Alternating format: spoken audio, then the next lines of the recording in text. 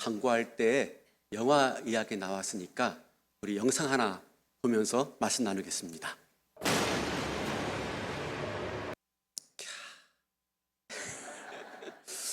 끝내주는 영화였죠. 최민식 씨가 나온 명량이라는 영화 말입니다.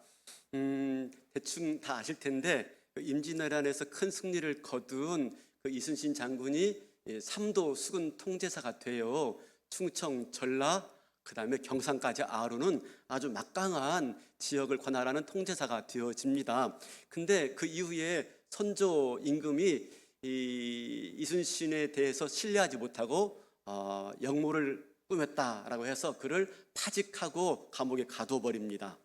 그리고 그 자리를 원균을 대신해서 보내죠. 원균이 그 자리에 가서 감당하지만 그가 칠전량 해전에서 대패하고 맙니다.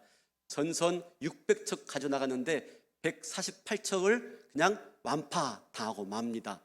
그럼 몇 척 남은 겁니까? 12척만 남은 거예요. 완전히 대패하고 만 거죠. 선조 임금은 다른 대안이 없자 다시 이순신을 이제 컴백시키는 겁니다. 복직시킵니다. 그러나 지금 남아있는 조선의 수군의 배는 12척밖에 없었습니다.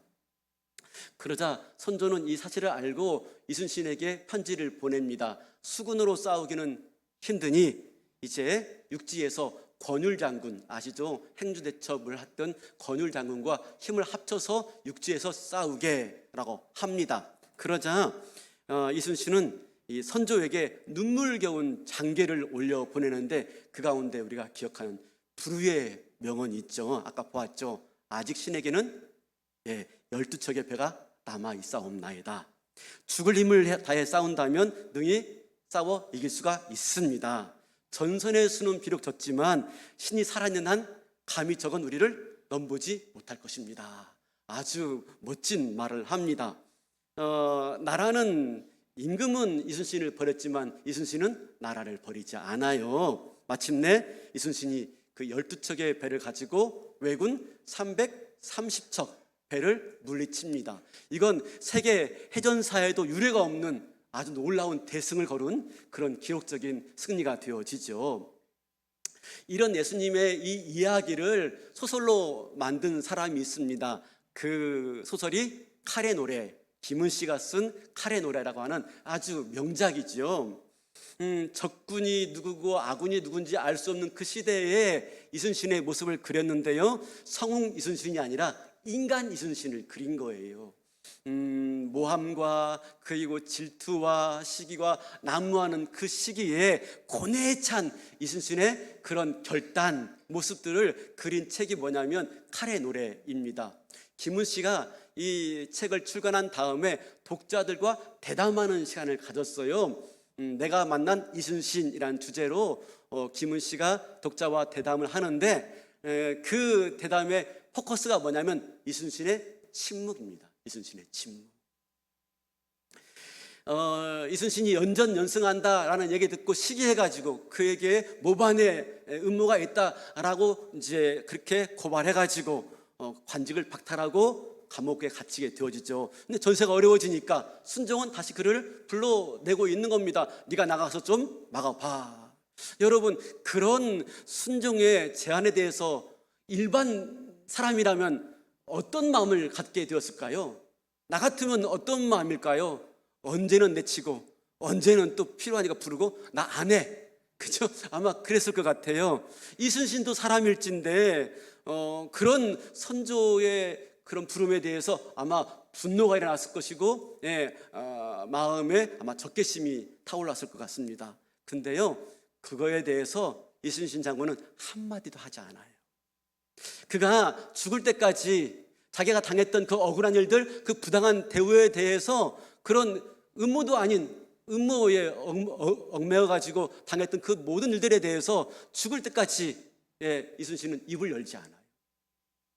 이순신 장군은 기록하기를 매우 좋아하는 사람이었습니다. 그래서 일기도 쓰고 편지도 보내는데 이 억울하고 눈물 나는 이 일들에 대해서 이순신 장군은 한마디도 기록하잖아요. 한마디.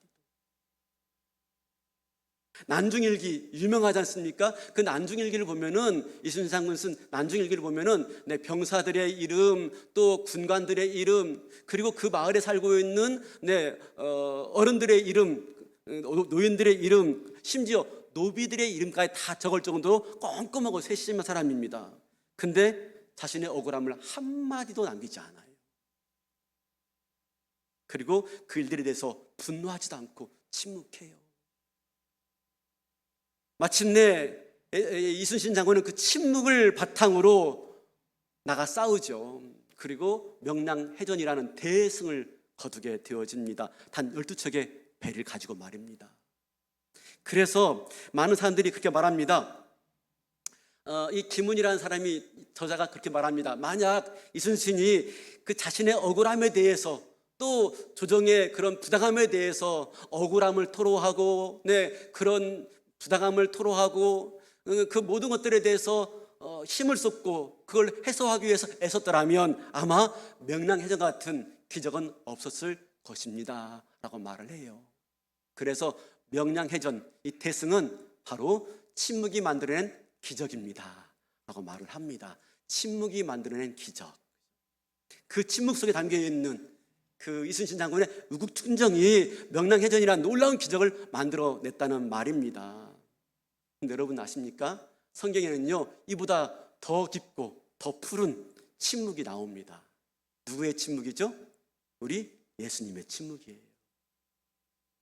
오늘 본문 바로 앞에 가면은 마태복음 26장에 가는데 예수님께서 겟세마네 동산에서 체포당하십니다. 그리고 그 밤에 그 길로 사내들인 공회가 열렸고 불의한 재판을 받게 되어져요.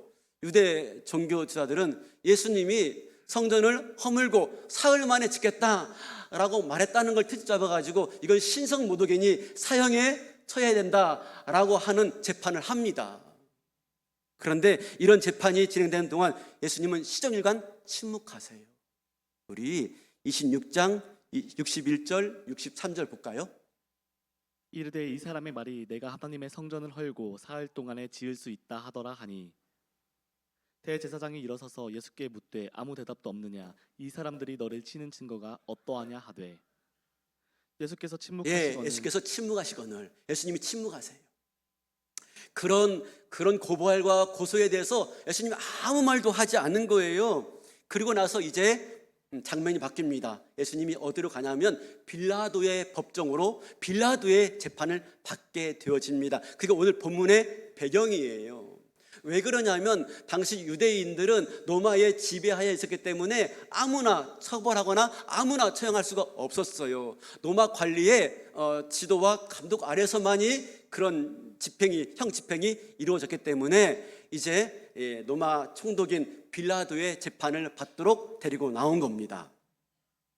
한마디로 말한다면 이가 극악한 죄를 졌으니 사형에 처해 주세요 라고 하는 겁니다. 그래서 거짓 증인들을 내세워가지고 거세게 예수님을 몰아붙여요. 예수가 유대인의 왕이라고 말했다. 이건 로마 황제에 대한 반역이니 그에 대한 벌은 십자가형밖에 없습니다 라고 하면서 막 거세게 몰아붙이면서 빌라도를 압박합니다. 빌라도도 이제 예수님께 묻습니다. 네가 정말로 유대인의 왕이냐? 라고 말하니까 예수님이 그렇다라고 말합니다. 그러자 또 거세게 유대인들이 예수님을 고소고발합니다. 그런데 그런 그들의 말에 대해서 예수님 어떻게 하십니까? 오늘 본문 12절 보겠습니다. 12절입니다. 대제사장들과 장로들에게 고발을 당하되 아무 대답도 안 하지 않습니다. 그들의 고발에 고소에 대해서 아무런 변호를 하지 않아요. 이쯤 되니까 빌라도가 답답해가지고 빌라도가 묻습니다. 13절 14절입니다. 이에 빌라도가 이르되 그들이 너를 쳐서 얼마나 많은 것으로 증언하는지 듣지 못하였느냐 하되 한마디도 대답하지 아니하시니 총독이 크게 놀라워하더라. 분명히 빌라도도 눈치를 채고 있어요. 예수님에 대한 고소 고발이 과했다. 이건 좀 심했다. 실제로 안 그런데 라는 걸 알고 이렇게 많이 고소 고발하는데 왜 말이 없냐 라고 말하는데도 예수님은 침묵하십니다. 그러자 빌라도가 크게 놀랐다라고 말해요. 왜 그래요? 사람들이 일반적으로 법정 앞에 서면요 어떻습니까? 살아남기 위해서 있는 말 없는 말 다 꺼냅니다. 자기를 변호하고 변명하죠. 네. 근데 예수님은 침묵하세요. 얼마든지 자기를 변호할 수 있는 기회가 주어졌는데 예수님은 여전히 침묵하세요. 이런 모습에 대해서 빌라도가 크게 놀라고 있는 거예요. 이거 어떻게 된 일이지? 그런데 예수님의 얼굴을 보면은 자포자기하는 모습이 아닙니다. 아니 끝났다 그런 모습이 아니에요. 막 억울하고 분노에 가득 찬 그런 피고인 죄인의 모습도 아닙니다. 절망과 슬픔에 담겨져 있는 그런 모습도 아니에요. 어떻습니까? 비난과 고소와 고발 앞에서 예수님 모습은요 흔들림이 없어요. 고요해요. 평온합니다. 비록 아무 말도 하지 않고 있지만 그 어떤 피고인보다도요 가장 강력한 메시지를요 침묵 속에 지금 감당하고 있는 겁니다. 그러면 여러분 우리가 생각해 보셔야 돼요. 예수님이 지금 왜 침묵하셨을까? 그리고 예수님의 침묵은 어떤 의미가 있는 것일까 하는 겁니다. 아까도 말한 것처럼 우리가 부당한 일을 당하면 견디지 못해, 참지 못해요. 막 하소연하죠. 우리 아이들 또 어릴 적에 키워보니까요, 뭐 초등학교, 중학교, 고등학교 다니다가 학교에서 뭐 좀 부당한 일 대했나 봐요. 또 뭐 억울한 일 당했나 봐요. 그러면 집에 와가지고 막 쏟아내요. 어떻게 그럴 수가 있어? 학교가 이건 말이 안 돼. 조그만한데도 그래요. 조그만한데도요 조금 부당하다 그러면 견디지 못하는 게 우리 인간의 심성이에요. 그죠? 네, 자기가 조금 부당하게 대우받으면 자기를 함부로 대했다고 견디지 못하는 게 사람들입니다. 근데 지금 어떻습니까? 예수님은 부당한 일을 당하고 있어요. 억울한 일을 당하고 있어요. 근데 침묵하고 계시다 하는 겁니다. 예수님은 재판의 과정에서만 침묵한 게 아닙니다. 예수님이 십자가로 가는 길 가운데서도 예수님이 또 침묵하십니다. 우리 마가복음 15장에 가면은 29절 30절 한번 보겠습니다.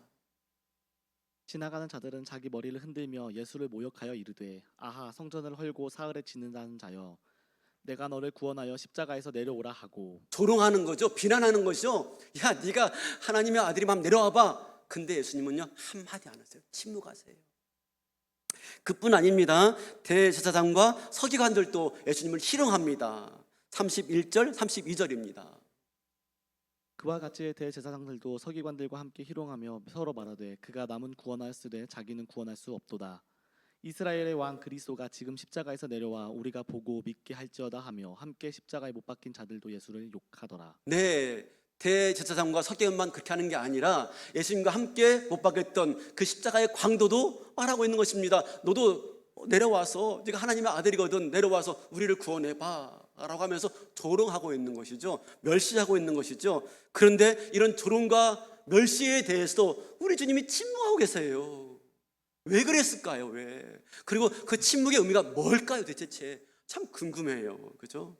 근데 우리가 그 이유를 알 수 있는 한 대목이 있어요. 이 장면에 대해서 수천 년 전에 이미 예언한 선지자의 말씀이 있습니다. 누구죠? 이사야. 그죠? 53장 우리 7절 8절 볼까요?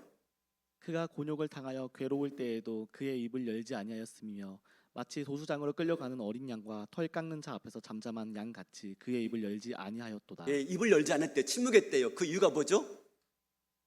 8절 그는 곤욕과 신문을 당하고 끌려갔으나 그 세대 중에 누가 생각하기를 그가 살아있는 자들의 땅에서 끊어짐은 마땅히 형벌받을 내 백성의 허물 때문이라 하였으니. 왜 침묵했습니까? 마땅히 형벌받을 우리 때문에, 우리 허물 때문에 예수님이 침묵하신 거예요.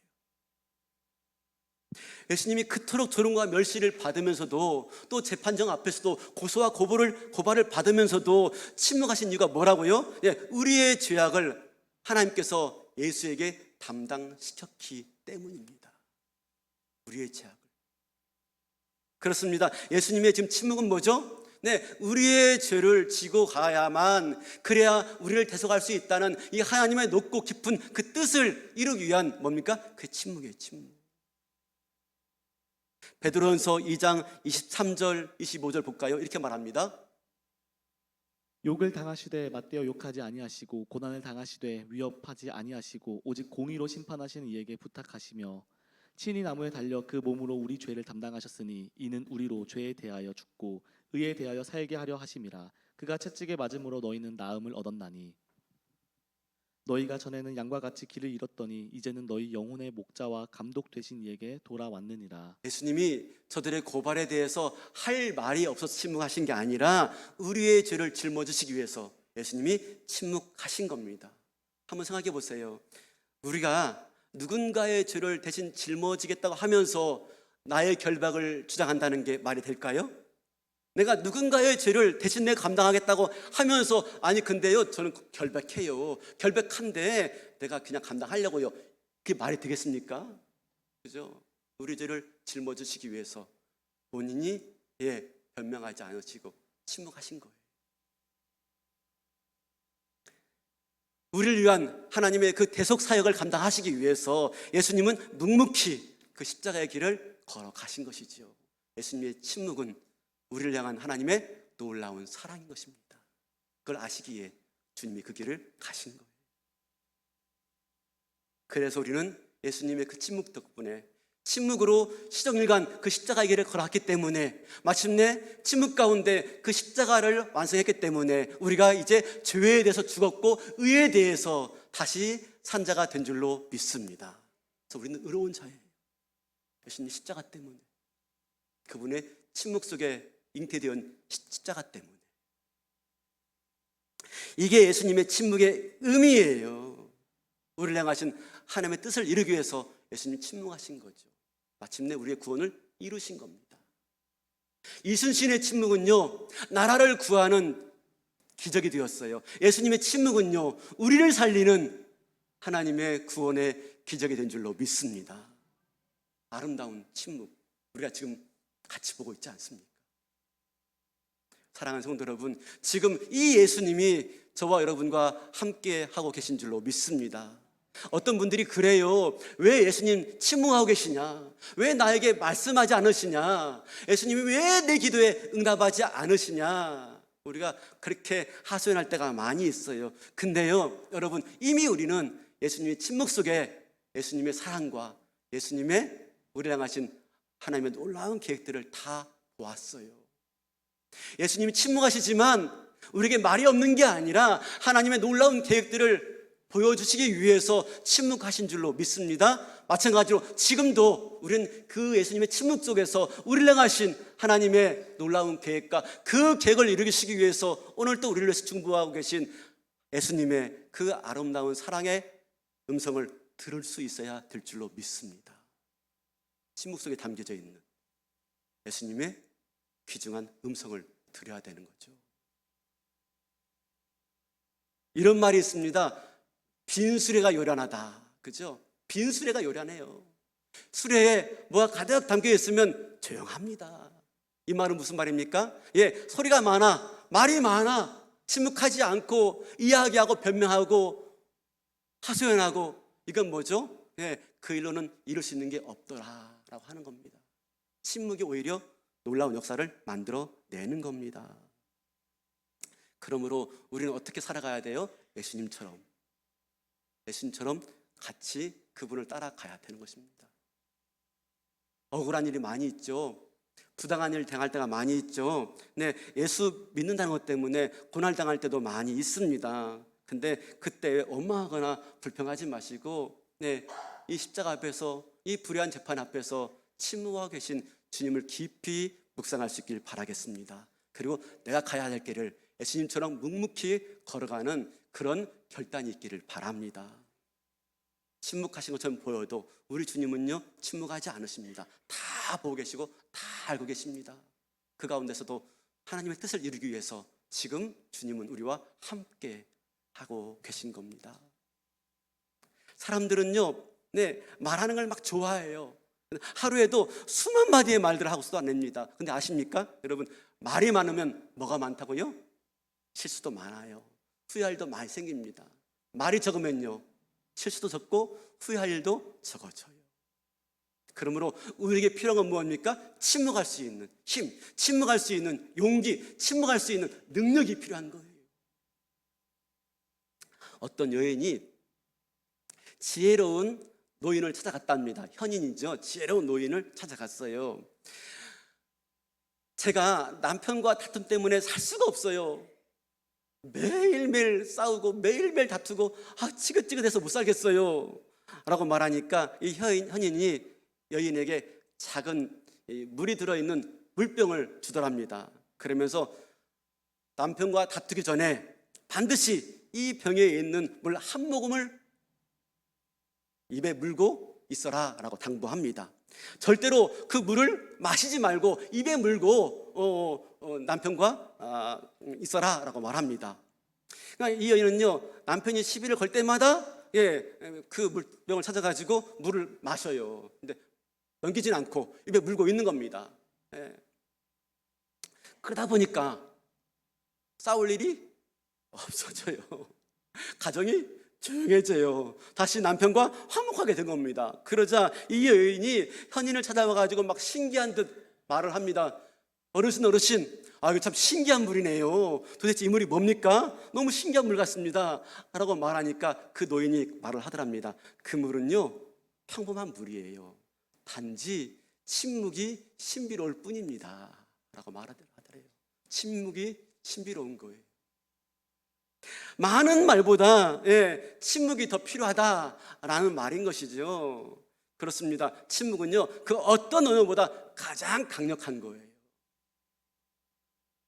그러면 예수님이 어떻게 그렇게 침묵할 수 있었을까 하는 겁니다. 어떻게? 누가복음 6장 12절 볼까요? 이때 예수께서 기도하시러 산으로 가사 밤이 새도록 하나님께 기도하시고. 예수님은 공생의 중간중간에 그렇게 바쁜 일상을 보내지만 항상 뭐 했습니까? 하나님께 나아가 기도했어요. 주님께 나아가서 주님이 하나님께 나아가 기도하고 친밀한 교제 가운데서 자신이 해야 될 일이 무엇인지, 자신이 왜 이 길을 걸어가야 되는지, 그러면서 하나님과 깊은 대화와 그런 교제의 시간들을 가졌던 거예요. 예수님이 그 빌라도 법정에 서기 전에, 십자가 앞에 서기 전에 겟세마네 동산에 머물 때 예수님 뭐 하고 있었습니까? 땀방울이 핏방울 되도록 기도하고 또 기도하고 또 기도했어요.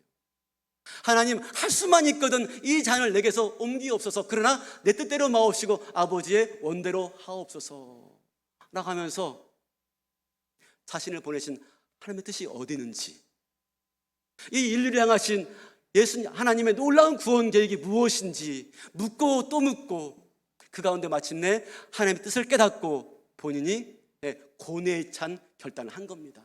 이게 뭐로 나타났어요? 침묵으로. 사람은 되게 불안하면 말이 많습니다. 불안하니까 막 말을 해요. 근데 그 사람 마음이 평화로우면 침묵합니다. 지금 예수님 마음은 평화로워요. 왜? 하나님 마음을 알기 때문에. 그리고 그 마음에 자신이 순종하겠다고, 십자가의 길을 가겠다고 결단했기 때문에 평화로운 거예요. 그래서 침묵할 수가 있는 겁니다.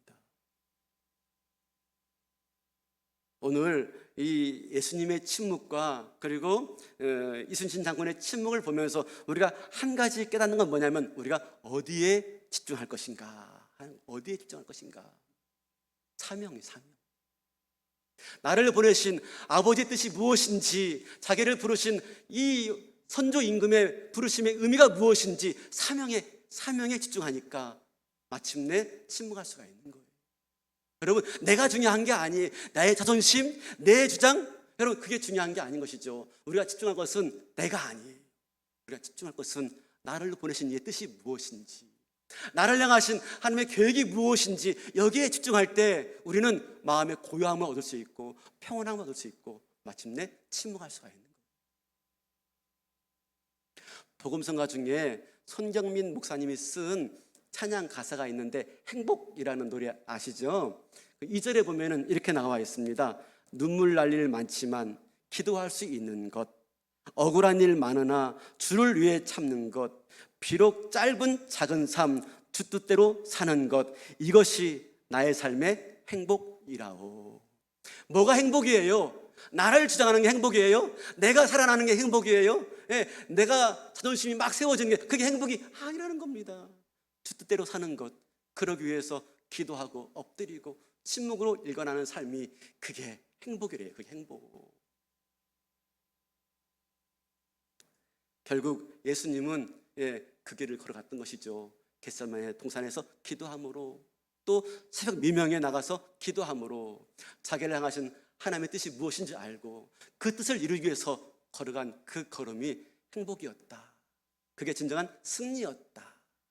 아마 로마 군사들과 대제사장들은 자기들이 승리했을 것이다 생각했을 거예요. 예수님을 십자가에 못 박은 다음에 승리했어, 우리가 승리했어, 드디어 예수 죽었어. 그런데 아닙니다. 그죠? 그건 그들이 승리한 게 아니라 예수님이 승리했죠. 왜요? 네, 하나님의 뜻을 이루었으니까, 자기를 향한 하나님의 계획이 성취되었으니까 예수님이 승리한 거죠. 뭐가 승리예요? 네, 내가 살아나는 게 승리가 아닙니다. 나를 통해서 하나님의 뜻이 드러나는 게 이게 승리고 이게 행복인 것이지요.